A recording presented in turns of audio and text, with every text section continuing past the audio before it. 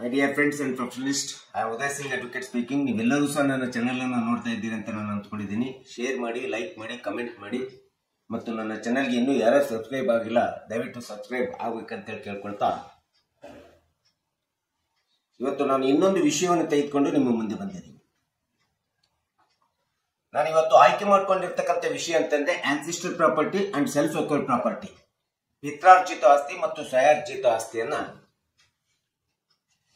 ಈ ದೇಶದ ಕಾನೂನು ಪ್ರಕ್ರಿಯೆ ಪ್ರಕಾರ ಹೇಗೆ ಹಂಚಿಕೆ ಹಾಕೊಳ್ತಾ ಹೋಗ್ತದೆ ಎಂಬತಕ್ಕಂಥದ್ರ ಬಗ್ಗೆ ಈ ವಿಡಿಯೋ ಮೂಲಕ ಒಂದಿಷ್ಟು ತಿಳ್ಕೊಳ್ಳಿಕ್ಕೆ ಪ್ರಯತ್ನ ಮಾಡೋಣ.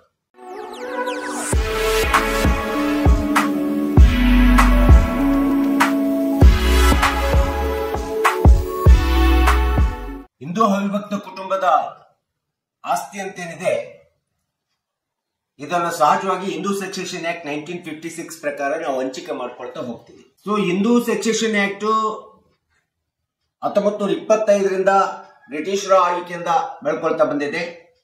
1937ರಲ್ಲಿ ಈ ಭಾರತದ ದೇಶದ ಪರಂಪರೆಯ ಪ್ರಕಾರ ಹಿಂದೂ ಅವಿಭಕ್ತ ಕುಟುಂಬದ ಆಸ್ತಿಯನ್ನು ಹಂಚಿಕೆ ಮಾಡಬೇಕಾದ್ರೆ ಮೂಲಭೂತವಾಗಿ ಎರಡು ಕಾನೂನು ಕಾಯ್ದೆಗಳು ಈ ದೇಶದೊಳಗಡೆ ಅನ್ವಯ ಆಗ್ತಿದೆ. ಅದು Mitakshara school of law, Dayabhaga school of law ಅಂತೇಳಿ ನಾವು ಹೇಳ್ತಾ ಇದ್ವಿ. ಕೆಲವೊಂದು ರಾಜ್ಯಗಳಲ್ಲಿ ಮಿತಾಕ್ಷರ ಸ್ಕೂಲ್ ಆಫ್ ಲಾ ಅನ್ನ ಅನುಕರಣೆ ಮಾಡಿಕೊಂಡು ಇನ್ನು ಕೆಲವೇ ರಾಜ್ಯಗಳಲ್ಲಿ ದಯಾಬಾಗ್ ಸ್ಕೂಲ್ ಆಫ್ ಲಾ ಅನ್ನ ಅನ್ವಯ ಮಾಡ್ಕೊಂಡ್ಬಿಟ್ಟು ಈ ಒಂದು ಆಸ್ತಿ ಹಂಚಿಕೆ ಹೇಗೆ ಆಗ್ಬೇಕೆಂಬತಕ್ಕಂಥ ಹಿನ್ನೆಲೆಯನ್ನ ಬಂದು ಹಿಂದೂ ಸಕ್ಸೆಷನ್ ಆಕ್ಟ್ ಅನ್ನು ನಾವು ತಗೊಂಡ್ ಬಂದ್ವಿ. ಈ ಎರಡು ಒಂದು ಕಾನೂನು ಕಾಯ್ದೆಗಳಲ್ಲಿ ಮಿತಾಕ್ಷರ ಸ್ಕೂಲ್ ಆಫ್ ಲಾ ಎಂಬತಕ್ಕಂಥದ್ದು ಭಾರತ ದೇಶದ ಪರಂಪರೆಯ ಪ್ರಕಾರ ಅತಿ ಹೆಚ್ಚಾಗಿ ಈ ದೇಶಕ್ಕೆ ಅನ್ವಯಿಸಿಕೊಂಡು ಬಂದಿರತಕ್ಕಂಥದ್ದನ್ನ ನಾವು ನೋಡ್ತಾ ಇದ್ದೇವೆ.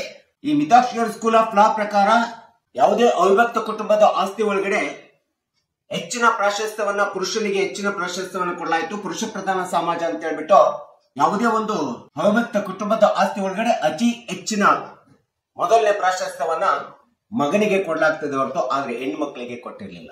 ಇದು governor by the Mitakshara school of ಲಾ ಪ್ರಕಾರ ನಾವು ಆಸ್ತಿಯನ್ನ ಹಂಚಿಕೆ ಮಾಡ್ಕೊಳ್ಳಿಕ್ಕೆ ಹಾಕಿಕೊಂಡಿರ್ತಕ್ಕಂಥ ಒಂದು ಕಾನೂನಿನ ವ್ಯವಸ್ಥೆ. ಹೀಗೆ ಹಿಂದೂ ಉತ್ತರಾಧಿಕಾರತ್ವ ಕಾಯ್ದೆ 1925, 1937, ನಂತರ 1956ರಲ್ಲಿ ನಾವು ಹಿಂದೂ ಸಕ್ಸೆಷನ್ ಆಕ್ಟ್ ಅನ್ನು ಜಾರಿಗೊಳಿಸ್ಕೊಳ್ತೀವಿ. ಈ ಒಂದು ಹಿಂದೂ ಸಕ್ಸೆಷನ್ ಆಕ್ಟ್ ಪ್ರಕಾರ ಇಡೀ ಕುಟುಂಬದಲ್ಲಿ ಬರತಕ್ಕಂಥ ಆಸ್ತಿಯನ್ನ ಎರಡು ವಿಧಗಳಲ್ಲಿ ನಾವು ನೋಡ್ತಾ ಇದ್ದೀವಿ. ಒಂದು ಆನ್ಸಿಸ್ಟ್ರಲ್ ಪ್ರಾಪರ್ಟಿ, ಇನ್ನೊಂದು ಸೆಲ್ಫ್ ಅಕ್ವೈರ್ಡ್ ಪ್ರಾಪರ್ಟಿ ಅಂತ ಹೇಳ್ತೀವಿ. ಪಿತ್ರಾರ್ಜಿತ ಆಸ್ತಿ ಮತ್ತು ಸ್ವಯಾರ್ಜಿತ ಆಸ್ತಿ. ಹಾಗಾದ್ರೆ ಪಿತ್ರಾರ್ಜಿತ ಆಸ್ತಿಯ ಹಂಚಿಕೆ ಹೇಗೆ ಆಗ್ತದೆ ಅಂತೇಳಿ ಬಂದ ತಕ್ಷಣ ಆನ್ಸಿಸ್ಟ್ರಲ್ ಪ್ರಾಪರ್ಟಿಯ ಹಂಚಿಕೆ ಇದು ಯಾವುದೇ ಒಂದು ಕುಟುಂಬದ 3 ಅಥವಾ 4 ತಲೆಮಾರಿನಿಂದ ಬಂದಿರತಕ್ಕಂಥ ಆಸ್ತಿ ಆಗಿರ್ತದೆ. ತಂದೆ, ಮಗ, ಮೊಮ್ಮಗ, ಮರಿಮಗ, ಅಥವಾ father, grand father, great grand father. Ascending order ಇಂದ ಡಿಸೆಂಡಿಂಗ್ ಆರ್ಡರ್ ಗೆ ಹೋಗ್ತದೆ, ಹಂಚಿಕೆ ಆಗ್ತಾ ಹೋಗ್ತದೆ. ಡಿಸೆಂಡಿಂಗ್ ಆರ್ಡರ್ ಇಂದ ಅಸೆಂಡಿಂಗ್ ಆರ್ಡರ್ ಗೆ ಹಂಚಿಕೆ ಆಗ್ತದೆ. ಇದನ್ನ ನಾವು ಪ್ಯಾಟರ್ನಲ್ ಪ್ರಾಪರ್ಟಿ ಅಂತ ಹೇಳಿ ಕರಿತೀವಿ. ಹಾಗೆ ತಾಯಿ, ಮಗಳು, ಮೊಮ್ಮಗಳು, ಮರಿಮಗಳು, mother, grandmother, great grandmother, ತಾಯಿ, ಅಜ್ಜಿ, ಮುತ್ತಜ್ಜಿ. ಇಲ್ಲೂ ಸಹ ಇದನ್ನ ಮೆಟರ್ನಲ್ ಪ್ರಾಪರ್ಟಿ ಅಂತ ಹೇಳಿ ಕರೆದಿದ್ದೀವಿ. ಸೊ ಇದು ಸಹ ಅಸೆಂಡಿಂಗ್ ಆರ್ಡರ್ ಇಂದ ಡಿಸೆಂಡಿಂಗ್ ಆರ್ಡರ್, ಡಿಸೆಂಡಿಂಗ್ ಆರ್ಡರ್ ಇಂದ ಅಸೆಂಡಿಂಗ್ ಆರ್ಡರ್ ಪ್ರಕಾರ ಹಂಚಿಕೆ ಆಗ್ತಾ ಹೋಗ್ತಿರ್ತಕ್ಕಂಥದ್ದು ನಾವು ನೋಡ್ತೀವಿ ಹಿಂದೂ ಸಕ್ಸೆಷನ್ ಆಕ್ಟ್ ಪ್ರಕಾರ. ಸೊ ಹಿಂದೂ ಸಕ್ಸೆಷನ್ ಆಕ್ಟ್ ಪ್ರಕಾರ ಈ ರೀತಿ ಪಿತ್ರಾರ್ಜಿತ ಆಸ್ತಿ ಎಂಬತಕ್ಕಂಥದ್ದು ಯಾವಾಗಲೂ ಅತಿ ಹೆಚ್ಚಿನ ಪ್ರಾಶಸ್ತ್ಯವನ್ನ ಪುರುಷನಿಗೆ, ಪುರುಷ ಪ್ರಧಾನ ಸಮಾಜ ಅಂತೇಳಿ ಮಾಡ್ಕೊಂಡು ಪುರುಷನಿಗೆ, ಮಗನಿಗೆ ಆಸ್ತಿ ಉತ್ತರಾಧಿಕಾರತ್ವ ಹೋಗ್ಬೇಕು. ಮಗ ಕುಟುಂಬದ ಕರ್ತವ್ಯ ಆಗಿ ನಿರ್ವಹಣೆ ಮಾಡಬೇಕು ತಂದೆಯ ನಂತರ. ಆದ್ರೆ ಹೆಣ್ಣು ಮಕ್ಕಳಲ್ಲ ಎಂಬತಕ್ಕಂಥದ್ದನ್ನ ಈ ಒಂದು ಹಿಂದೂ ಸಕ್ಸೆಷನ್ ಆಕ್ಟ್ ಪ್ರಕಾರ ಹೆಣ್ಣು ಮಕ್ಕಳಿಗೆ ಯಾವುದೇ ವಿಧವಾದಂತ ಆಸ್ತಿಯ ಹಕ್ಕು ಇರಲಿಲ್ಲ. ಆದ್ರೆ ಜೀವನೋಪಾಯಕ್ಕೆ ಅಂತೇಳಿ ಅವರು ಆಸ್ತಿ ಹಕ್ಕನ್ನು ಪಡ್ಕೋಬೇಕಾಗುತ್ತೆ. ಸೊ ಇಂಥ ಒಂದು ಹಿಂದೂ ಸಕ್ಸೆಷನ್ ಆಕ್ಟ್ ನಲ್ಲಿ ಇರ್ತಕ್ಕಂಥ ಸೆಕ್ಷನ್ 6 ಮತ್ತು 8 ಅನ್ನು ಅಳವಡಿಸ್ಕೊಂಡ್ಬಿಟ್ಟು ಹೆಣ್ಣು ಮಕ್ಕಳಿಗೆ ಜೀವನೋಪಾಯಕ್ಕಷ್ಟೇ ಆಸ್ತಿ ಹಂಚಿಕೆ ಮಾಡಬೇಕು. ಅವರಿಗೆ ಕಷ್ಟ ಬಂದಾಗ ಅಥವಾ ಯಾವುದೇ ಒಂದು ಗಂಡನ ಮನೆಯಿಂದ ಗಂಡ ಇಲ್ಲದೆ ಇದ್ದಂತ ಸಂದರ್ಭದಲ್ಲಿ ಅಂತ ಸಂದರ್ಭದಲ್ಲಿ ಮಾತ್ರ ಜೀವನೋಪಾಯಕ್ಕೆ ಆಸ್ತಿಯನ್ನ ಹೆಣ್ಣು ಮಕ್ಕಳಿಗೆ ಕೊಡಬೇಕು. ಹೆಣ್ಣು ಮಕ್ಕಳಿಗೆ ಆಸ್ತಿ ಕೇಳುವಂತ ಹಕ್ಕು ಈ ಒಂದು ದೇಶದ ಪರಂಪರೆಯಲ್ಲಿ ಹಿಂದೂ ಸಕ್ಸೆಷನ್ ಆಕ್ಟ್ ನ ಬರೋದಕ್ಕಿಂತ ಮುಂಚೆ ಅಥವಾ ಬಂದ ನಂತರವೂ ಸಹ ಈ ಒಂದು ವ್ಯವಸ್ಥೆಯಲ್ಲಿ ಆನ್ಸಿಸ್ಟ್ರಲ್ ಪ್ರಾಪರ್ಟಿ ಪಿತ್ರಾರ್ಜಿತ ಆಸ್ತಿ ಹಂಚಿಕೆ ಹಾಕೊಳ್ತಾ ಬರ್ತಾ ಇತ್ತು. ಸೆಕ್ಷನ್ 6 ಮತ್ತು 8 ಅನ್ನ ಅಳವಡಿಸಲಾಗಿತ್ತು. ಸಂವಿಧಾನದ ಈ ದೇಶದ ಸಂವಿಧಾನದ ಪ್ರಕಾರ ಮಹಿಳೆಯರಿಗೆ ಆಸ್ತಿ ಹಕ್ಕಿನ ಹೋರಾಟದ ಬಗ್ಗೆ ಈ ದೇಶದ ಸಂವಿಧಾನದಲ್ಲಿ ಹೇಳಿರ್ತಕ್ಕಂಥ ಸಮಾನತೆಯನ್ನು ಕಾಪಾಡಿಕೊಳ್ಳಿಕ್ಕೆ ಹೇಳಿರ್ತಕ್ಕಂಥ ಹಿನ್ನೆಲೆಯಲ್ಲಿ 2005ರಲ್ಲಿ ಹಿಂದೂ ಉತ್ತರಾಧಿಕಾರತ್ವ ಕಾಯ್ದೆ 1956ಕ್ಕೆ ತಿದ್ದುಪಡಿಯನ್ನು ತರಲಾಗ್ತದೆ. ಈ ತಿದ್ದುಪಡಿಯನ್ನು ತಂದ್ಬಿಟ್ಟು ಪಿತ್ರಾರ್ಜಿತ ಆಸ್ತಿ ಒಳಗಡೆ ಹೆಣ್ಣು ಮಕ್ಕಳಿಗೂ ಸಹ ಸಮಾನವಾದಂತಹ ಆಸ್ತಿ ಹಕ್ಕನ್ನು ಕೊಡಬೇಕು ಎಂಬತಕ್ಕಂಥದ್ದನ್ನ ಕಂಪಲ್ಸರಿ ಲಾವನ್ನು ಜಾರಿ ತಂದು ಕುಟುಂಬದಲ್ಲಿ ಹೆಣ್ಣು ಮಕ್ಕಳು ಮತ್ತು ಗಂಡು ಮಕ್ಕಳು ಸಹಭಾಗಿತ್ವ ಕಾಯ್ದೆ ಹುಟ್ಟಿದಾಗಿನಿಂದ ಅವರ ಸಹಭಾಗಿತ್ವ ಇರ್ತದೆ, ಬೈ ಬರ್ತ್ ಅಂತೇಳಿ ಹೇಳ್ತಾರೆ. ಈ ಒಂದು ಕಾಯ್ದೆನ ಜಾರಿ ತಂದು ಹಿಂದೂ ಉತ್ತರಾಧಿಕಾರತ್ವದ ತಿದ್ದುಪಡಿ ಆದಂತಹ ಸಂದರ್ಭದೊಳಗಡೆ ಹೆಣ್ಣು ಮಕ್ಕಳಿಗೂ ಸಹ ಸಮಾನ ಹಕ್ಕನ್ನು ಕೊಡಬೇಕು, ಹೆಣ್ಮಕ್ಳಿಗೂ ಸಹ ಆಸ್ತಿ ಹಂಚಿಕೆ ಆಗಬೇಕು ಪಿತ್ರಾರ್ಜಿತ ಆಸ್ತಿ ಒಳಗಡೆ ಎಂಬತಕ್ಕಂಥದ್ದು ಸರ್ವೋಚ್ಚ ನ್ಯಾಯಾಲಯದ ಲ್ಯಾಂಡ್ಮಾರ್ಕ್ ಜಡ್ಜ್ಮೆಂಟ್ 2020ರಲ್ಲಿ ಏನ್ ಬಂತಲ್ಲ, ಆ ಒಂದು 2020 ಇರ್ಬೋದು, 2009ರಿಂದ ಹಿಡಿದು 15ರಿಂದ ಹಿಡಿದು 18ರಿಂದ ಹಿಡಿದು 20, 22, 23, 24 ಈ ರೀತಿ ಹಲವಾರು ಕಾನೂನುಗಳ ಸರ್ವೋಚ್ಚ ನ್ಯಾಯಾಲಯದ ತೀರ್ಪಿನ ಮೂಲಕ ಕಾನೂನುಗಳ ಬದಲಾವಣೆ ಹಾಕೊಳ್ತಾ ಬಂದು ಪಿತ್ರಾರ್ಜಿತ ಆಸ್ತಿ ಒಳಗಡೆ Hindu succession act 1956 section 6 class 1 and 2 ಮತ್ತು ಸೆಕ್ಷನ್ 8 ಇವೆರಡಕ್ಕೂ ಕೂಡ ತಿದ್ದುಪಡಿ ತಂದ್ಬಿಟ್ಟು ಅದು ಪಿತ್ರಾರ್ಜಿತ ಆಸ್ತಿ ಆಗಿದ್ರು ಸಹ ಈ ಎರಡು ಸೆಕ್ಷನ್ ತಿದ್ದುಪಡಿ ಪ್ರಕಾರ ಹೆಣ್ಮಕ್ಳು ಮತ್ತು ಗಂಡ್ಮಕ್ಳನ್ನ ಫಸ್ಟ್ ಕ್ಲಾಸ್ ಲೀಗಲ್ ಏರ್ಸ್ ಅಂತೇಳಿ ಕರೆದು ನಂತರ ಸೆಕ್ಷನ್ 8 ನಲ್ಲಿ ತಿದ್ದುಪಡಿ ಮಾಡಿ ಸೆಕೆಂಡ್ ಕ್ಲಾಸ್ ಲೀಗಲ್ ಏರ್ಸ್ ಅಂತೇಳಿ ಕರೆದ್ಬಿಟ್ಟು ಪಿತ್ರಾರ್ಜಿತ ಆಸ್ತಿಯನ್ನ ಹಂಚಿಕೆ ಮಾಡಿಕೊಳ್ಳತಕ್ಕಂಥದ್ದು ಸಮಾನವಾಗಿ ಹಂಚಿಕೆ ಆಗಬೇಕು ಎಂಬತಕ್ಕಂಥದ್ದನ್ನ ಸರ್ವೋಚ್ಚ ನ್ಯಾಯಾಲಯದ ಹಲವಾರು ತೀರ್ಪುಗಳ ಪ್ರಕಾರ ಅದು ಇಂಥ ವರ್ಷದ ರಾಕೇಶ್ ತೀರ್ಪಿನ ಪ್ರಕಾರ ಇವತ್ತು ಸಮಾನ ಹಕ್ಕನ್ನ ಹೆಣ್ಮಕ್ಳಿಗೆ ಆಸ್ತಿ ಹಂಚಿಕೆಯಲ್ಲಿ ಕೊಡ್ತಾ ಇರ್ತಕ್ಕಂಥದ್ದನ್ನ ನಾವು ಹೇಳ್ಬೇಕಾಗುತ್ತೆ. ಹೀಗಾಗಿ ಆನ್ಸಿಸ್ಟ್ರಲ್ ಪ್ರಾಪರ್ಟಿ ಅಂತಂದ್ರೆ ಈ ಪಿತ್ರಾರ್ಜಿತ ಆಸ್ತಿ ಒಳಗಡೆ ಹೆಣ್ಣು ಮಕ್ಕಳು ಎರಡೂ ರೀತಿಯಲ್ಲಿ ತಮ್ಮ ಆಸ್ತಿ ಹಕ್ಕನ್ನ ಪಡೆಯಲಿಕ್ಕೆ ಅವಕಾಶ ಮಾಡಿಕೊಟ್ಟಿದೆ. ಗಂಡನ ಮನೆಯಲ್ಲಿ ಗಂಡ ತೀರಿಕೊಂಡ ನಂತರ ಗಂಡನ ಮನೆಯಲ್ಲೂ ಸಹ ಅವಳು ಆಸ್ತಿ ಹಕ್ಕನ್ನ ಪಡ್ಕೋಬೇಕಾಗುತ್ತೆ, ಪಡ್ಕೊಳ್ಳಿಕ್ಕೆ ಹಕ್ಕಿದೆ. ಮತ್ತು ಈ ಒಂದು ಕಾನೂನು ಕಾಯ್ದೆ ಬಂದಾಗಿನಿಂದ ಪಿತ್ರಾರ್ಜಿತ ಆಸ್ತಿ ಒಳಗಡೆ ಅವರಿಗೆ ಸಮಾನವಾದಂತ ಹಕ್ಕನ್ನು ಕೊಡ್ಬೇಕಂತೇಳಿ ಈ ಆಸ್ತಿ ಹಂಚಿಕೆಯಲ್ಲಿ ಹೇಳಿರ್ತಕ್ಕಂಥದ್ದನ್ನ ನಾವು ನೋಡ್ತೀವಿ. ಸೊ ಈ ರೀತಿಯಾದಂತ ಒಂದು ವಿಧದಲ್ಲಿ ಇವತ್ತು ಆನ್ಸೆಸ್ಟ್ರಲ್ ಪ್ರಾಪರ್ಟಿ ಏನಿದೆಯಲ್ಲ ಹಂಚಿಕೆ ಆಗತಕ್ಕಂಥದ್ದು ನಾವು ನೋಡ್ತಾ ಇದೀವಿ ಕಾನೂನಿನ ಪ್ರಕಾರ. ಸೊ ಇದು ಪಿತ್ರಾರ್ಜಿತ ಆಸ್ತಿ ಅಂತೇಳಿ ಕರಿತೀವಿ. ಸೊ ಇನ್ನು ಎರಡನೇ ಒಂದು ಪ್ರಮುಖವಾದಂತ ಅಂಶ ಅಂತಂದ್ರೆ ಸೆಲ್ಫ್ ಅಕರ್ಡ್ ಪ್ರಾಪರ್ಟಿ ಅಂತ ಹೇಳ್ತೀವಿ, ಸ್ವಯಾರ್ಜಿತ ಆಸ್ತಿ ಅಂತೇಳಿ ಹೇಳ್ತೀವಿ. ಹಾಗಾದ್ರೆ ಸ್ವಯಾರ್ಜಿತ ಆಸ್ತಿ ಹೇಗೆ ಹಂಚಿಕೆ ಆಗ್ತದೆ ಅಂತೇಳಿ ಪ್ರಶ್ನೆ ಬಂದಂತ ಸಂದರ್ಭದಲ್ಲಿ ಸ್ವಯಾರ್ಜಿತ ಆಸ್ತಿ ಅಂದರೆ ನಮ್ಮದೇ ಆದಂತ ಶಾರೀರಿಕ ಶ್ರಮವನ್ನು ವಹಿಸಿ ಅಥವಾ ಭೌತಿಕ ಶ್ರಮವನ್ನು ವಹಿಸಿ ಅಥವಾ ಕಾನೂನುಬದ್ಧವಾದಂತ ವ್ಯವಹಾರವನ್ನ ಮಾಡಿ ಅಥವಾ ಯಾವುದೇ ಒಂದು ಸರ್ಕಾರಿ ಅಥವಾ ಖಾಸಗಿ ಹುದ್ದೆಯಲ್ಲಿದ್ದು ಈ ರೀತಿಯಾದಂತ ನಮ್ಮದೇ ಆದಂತ ಶ್ರಮವನ್ನು ಹಾಕಿ ಅಥವಾ ಸರ್ಕಾರಿ ಹುದ್ದೆಯ ಮೂಲಕ ನಾವು ಗಳಿಸಿದ ಹಣದ ಮೂಲಕ ನಾವು ಆಸ್ತಿಯನ್ನ ಏನು ಕೊಂಡ್ಕೊಳ್ತೀವಿ ಅಥವಾ ಆಸ್ತಿಯನ್ನು ಏನು ಮಾಡ್ತೀವಿ ಅದನ್ನ ನಾವು ಸಹಜವಾಗಿ ಸ್ವಯಾರ್ಜಿತ ಆಸ್ತಿ ಅಂತ ಹೇಳ್ತೀವಿ, ಸೆಲ್ಫ್ ಅಕರ್ಡ್ ಪ್ರಾಪರ್ಟಿ ಅಂತೇಳಿ ನಾವು ಹೇಳ್ತಾ ಇದ್ದೀವಿ. ಇಂಥ ಒಂದು ಸ್ವಯಾರ್ಜಿತ ಆಸ್ತಿ ಅದು ತಂದೆ ಗಳಿಸಿರ್ಬೋದು, ತಾಯಿ ಗಳಿಸಿರ್ಬೋದು, ಅಥವಾ ಕುಟುಂಬದ ಯಾವುದೇ ಒಬ್ಬ ವ್ಯಕ್ತಿ ತನ್ನ ಸ್ವಂತಿಕೆ ಆದಾಯದಿಂದ ಗಳಿಸಿದಂತ ಆಸ್ತಿ ಆಗಿರ್ಬೋದು. ಈ ರೀತಿ ಗಳಿಸಿದಂತ ಆಸ್ತಿಯ ಮೇಲೆ ಗಂಡು ಮಕ್ಕಳಿಗಾಗ್ಲಿ ಹೆಣ್ಣು ಮಕ್ಕಳಿಗಾಗ್ಲಿ ತಂದೆ ತಾಯಿಗಳು ಬದುಕಿರುವಂತಹ ಸಂದರ್ಭದೊಳಗಡೆ ಅವರು ಬದುಕಿರುವಾಗ ಅವರು ಗಳಿಸಿದ ಸ್ವಯಾರ್ಜಿತ ಆಸ್ತಿ ಮೇಲೆ ಯಾರ ಹಕ್ಕು ಇರೋದಿಲ್ಲ, ಅವರಿಗಷ್ಟೇ ಹಕ್ಕಿರ್ತದೆ.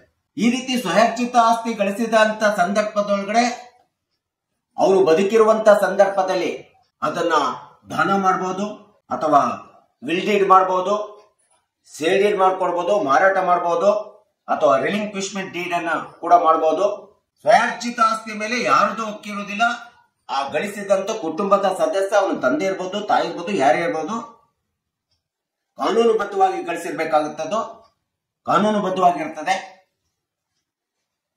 ಸೊ ಅಂತ ಒಂದು ಆಸ್ತಿಯನ್ನ ಅವರು ದಾನ ಪತ್ರ ಮಾಡಬಹುದು, ಮಾರಾಟ ಮಾಡಬಹುದು, ಯಾರಿಗೆ ಬೇಕಾದ್ರೂ ಸಹ ಕೊಡುವಂತ ಹಕ್ಕು ಸ್ವಯಾರ್ಜಿತ ಆಸ್ತಿಯಲ್ಲಿ ಇರ್ತದೆ. ಇದನ್ನು ಒಂದು ವೇಳೆ ತಂದೆ ಅಥವಾ ತಾಯಿ ಬದುಕಿರುವಂತಹ ಸಂದರ್ಭದಲ್ಲಿ ಅವರು ಗಳಿಸಿದಂತ ಸ್ವಯಾರ್ಜಿತ ಆಸ್ತಿಯನ್ನ ಯಾರಿಗೂ ಕೊಡದೆ ಅಥವಾ ಕುಟುಂಬದೊಳಗಡೆ ಹಂಚಿಕೆ ಮಾಡದೆ ತಂದೆ ತೀರಿಕೊಂಡ್ರು ಅಂತಂದ ಸಂದರ್ಭದೊಳಗಡೆ ಈಗ ಬಂದಿರತಕ್ಕಂತ ಕಾನೂನು ಕಾಯ್ದೆ ಪ್ರಕಾರ ಸ್ವಯಾರ್ಜಿತ ಆಸ್ತಿ ತಂದೆ ಗಳಿಸಿದ ಸ್ವಯಾರ್ಜಿತ ಆಸ್ತಿ ಒಳಗಡೆ ಸಹ ಅಣ್ಣ ತಮ್ಮಂದರ ಜೊತೆಗೆ ಹೆಣ್ಣು ಮಕ್ಕಳಿಗೂ ಸಹ ಸಮಾನವಾಗಿ ಹಂಚಿಕೆ ಆಗ್ಬೇಕಂತೇಳಿ ಈ ಒಂದು ತಂದೆ ತೀರಿಕೊಂಡ ನಂತರ ಈ ಕಾನೂನು ಕಾಯ್ದೆ ಹೇಳತಕ್ಕಂಥದ್ದು ನಾವು ನೋಡ್ತಿದ್ದೀವಿ.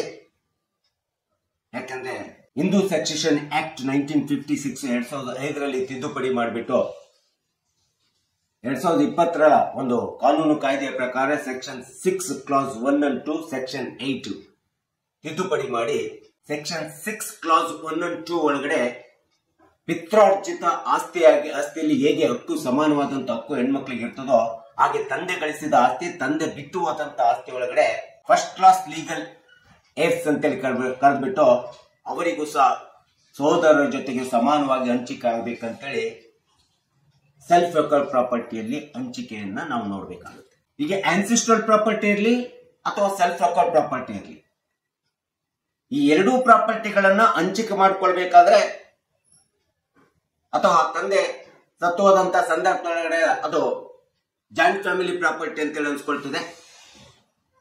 ಸೊ ಇಂಥ ಒಂದು ಪ್ರಾಪರ್ಟಿ ಇರಲಿ, ಈ ಎರಡೂ ವಿಧವಾದಂತ ಆಸ್ತಿಯನ್ನು ಹಂಚಿಕೆ ಮಾಡಿಕೊಳ್ಳುವಂತ ಸಂದರ್ಭದೊಳಗಡೆ ಈಗ ಬಂದಿರತಕ್ಕಂತ ತಿದ್ದುಪಡಿ ಕಾಯ್ದೆಗಳು 2005 ಇರ್ಬೋದು, 2020ರ ತಿದ್ದುಪಡಿ ಕಾಯ್ದೆ ಇರ್ಬೋದು, 22 ಇರ್ಬೋದು, 23 ಇರ್ಬೋದು, 24ರ ಕಾಯ್ದೆಗಳು ತಿದ್ದುಪಡಿ ಕಾಯ್ದೆಗಳು ಇರ್ಬೋದು.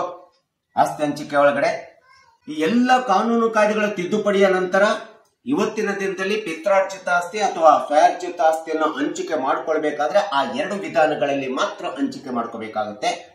ಇವತ್ತಿನ ದಿನದಲ್ಲಿ ಇದನ್ನ ಕುಟುಂಬದೊಳಗಡೆ ಆಸ್ತಿ ಹಂಚಿಕೆ ಮಾಡಬೇಕಾದ್ರೆ ಅದು ಎರಡೇ ವಿಧಾನಗಳಲ್ಲಿ ಹಂಚಿಕೆ ಮಾಡ್ಕೋಬೇಕಾಗುತ್ತೆ. ಆ ರೀತಿ ಹಂಚಿಕೆ ಮಾಡ್ಕೊಂಡಾಗ ಅದು ಕಾನೂನುಬದ್ಧವಾದಂತಹ ಆಸ್ತಿ ಹಂಚಿಕೆ ಆಗ್ತದೆ. ಅದಂತಂದ್ರೆ by the registration of the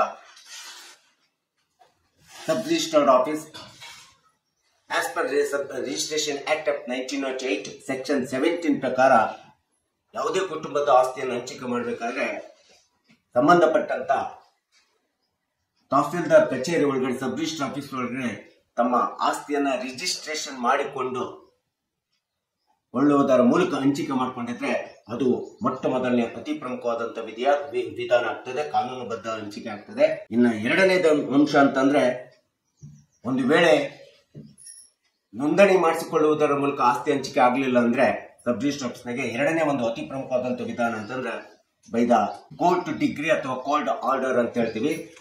ನ್ಯಾಯಾಲಯದ ಮೂಲಕ, ಕೋರ್ಟಿನ ಡಿಗ್ರಿ ಮೂಲಕ, ಕೋರ್ಟಿನ ಆರ್ಡರ್ ಮೂಲಕ ಕುಟುಂಬದ ಆಸ್ತಿಯನ್ನು ಹಂಚಿಕೆ ಮಾಡಿಕೊಂಡಾಗ ಮಾತ್ರ ಆಸ್ತಿ ಹಂಚಿಕೆ ಆಗ್ತದೆ. ಸೊ ಹೀಗೆ ಆನ್ಸಿಸ್ಟ್ರಲ್ ಪ್ರಾಪರ್ಟಿ ಆಗಲಿ ಮತ್ತು ಸೆಲ್ಫ್ ಅಕ್ವೈರ್ಡ್ ಪ್ರಾಪರ್ಟಿ ಆಗಲಿ ಈ ಎರಡು ವಿಧಾನಗಳಲ್ಲಿ ಮಾತ್ರ ಇವತ್ತಿನ ದಿನಗಳಲ್ಲಿ ಒಂದು ಹಿಂದೂ ಅವಿಭಕ್ತ ಕುಟುಂಬದ ಆಸ್ತಿ ಆಗಿರ್ಬೋದು ಅಥವಾ Hindu joint family and enjoyment of the joint position of the property ಆಗಿರ್ಬೋದು, ಇನ್ಯಾವುದೇ ವಿಧವಾದಂತಹ ಆಸ್ತಿ ಹಂಚಿಕೆ ಆಗಬೇಕಾದ್ರೆ ಈ ಎರಡು ವಿಧಾನಗಳಲ್ಲಿ ಆಗಬೇಕಾಗುತ್ತೆ. ಸೊ ಹೀಗೆ ಆನ್ಸಿಸ್ಟ್ರಲ್ ಪ್ರಾಪರ್ಟಿ ಮತ್ತು ಸೆಲ್ಫ್ ಅಕ್ವೈರ್ಡ್ ಪ್ರಾಪರ್ಟಿ ಈ ರೀತಿಯಾಗಿ ಹಂಚಿಕೆ ಮಾಡಿಕೊಳ್ಳಲಿಕ್ಕೆ ಒಂದು ಕಾನೂನಿನಲ್ಲಿ ಅವಕಾಶ ಇದೆ ಎಂಬತಕ್ಕಂಥದ್ದನ್ನ ಕಕ್ಷಿದಾರರು, ಕುಟುಂಬದ ಸದಸ್ಯರುಗಳು ಮತ್ತು ಸಾರ್ವಜನಿಕರು ಎಲ್ಲರೂ ಸಹ ತಿಳ್ಕೊಳ್ಳಿ ಎಂಬತಕ್ಕಂಥ ಹಿನ್ನೆಲೆಯನ್ನು ಇಟ್ಕೊಂಡು ಈ ವಿಡಿಯೋನ ಮಾಡಿದ್ದೀನಿ. ದಯವಿಟ್ಟು ಈ ವಿಡಿಯೋ ಇಷ್ಟ ಆಗಿದ್ರೆ ಶೇರ್ ಮಾಡಿ, ಲೈಕ್ ಮಾಡಿ, ಕಮೆಂಟ್ ಮಾಡಿ ಮತ್ತು ನನ್ನ ಚಾನಲ್ಗೆ ಇನ್ನೂ ಯಾರು ಸಬ್ಸ್ಕ್ರೈಬ್ ಆಗಿಲ್ಲ ದಯವಿಟ್ಟು ಸಬ್ಸ್ಕ್ರೈಬ್ ಆಗ್ಬೇಕಂತ ಹೇಳಿ ಹೇಳ್ಕೊಳ್ತಾ ಇವತ್ತಿನ ವಿಷಯಕ್ಕೆ ವಿರಾಮವನ್ನು ಹೇಳ್ತೀನಿ. ಇನ್ನೊಂದು ವಿಷಯವನ್ನು ತೆಗೆದುಕೊಂಡು ನಿಮ್ಮ ಮುಂದೆ ಬರ್ತೀನಿ. ಜೈ ಹಿಂದ್, ಜೈ ಕರ್ನಾಟಕ.